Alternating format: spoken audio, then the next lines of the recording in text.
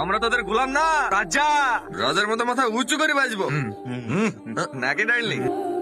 হ্যাঁ হ্যাঁ, তাই তো, পুরুষ মানুষ তো রাজাই হয়। ছি ছি ছি ছি ছি ছি, তোদের চরিত্র এত খারাপ, এখন বুঝতে পারছি।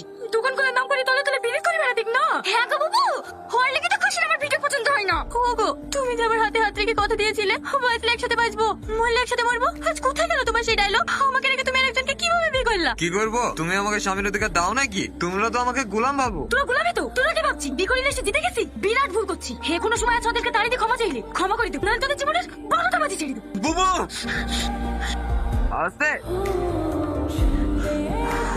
একটা চুলা ছিটতে পারবে না। রাতের বাড়ি মল খেয়ে ছিনারে শুরু করেছি। তুমি তো ওদের কি দেখছো? কিছু বুঝতে পারছো না? হ্যাঁ তাই তো, যাও বাবু যাও, ঝামেলা করো না, সংসার করো না। তোমাদের অন্যায় হয়েছে, তোমার ঘরে বউ রেখে কেউ বিয়ে করে? আপনি আমাদের দলে চলে আসেন শ্বশুর আব্বা। আর কতদিন বইয়ের গোলামি করবেন? আপনার লেগে মেয়ে দেখে রেখেছি, আমাদের দলে আসলেই বিয়ে দেবো। খাসিদার কিছু বলি রে।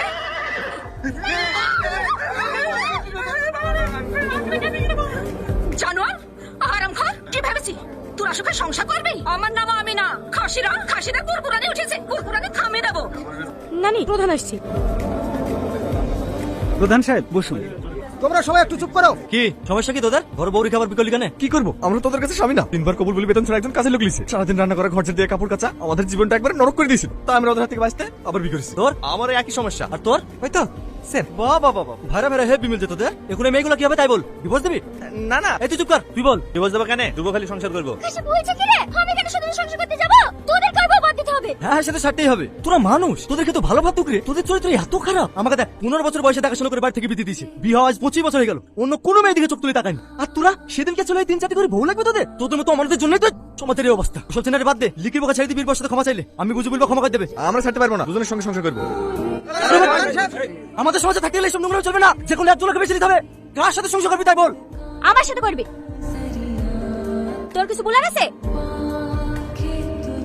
দাদা, কোথায় যাবি? হোটেলে না বাড়িতে? না না, বাড়িতে যাওয়া যাবে না। ও, বউ আছে? 6000 আছে তো? দাদার কাছে প্রচুর টাকা। চল তাহলে। এই যে না না, কোনো অসুবিধা নাই। এমনিতেও তো মুসলিম সমাজে চাকরি করার নিয়ম আছে, তাছাড়া ছেলেদের ইনকাম তো খারাপ না, দুটো বউ সন্তান ক্ষমতা আছে। বোন হাসি তাহলে, হাত তোমাদের দোষ আছে? জামাকে ঘর জামাই রেখে যেভাবে খাটিলাম, সংসার করো সংসার করো। চো ভাই, ভাই ভাই চলো। 1 মিনিট, তোমরা যদি সত্যি সংসার করতে চাও তাহলে চলে আসো। বাই।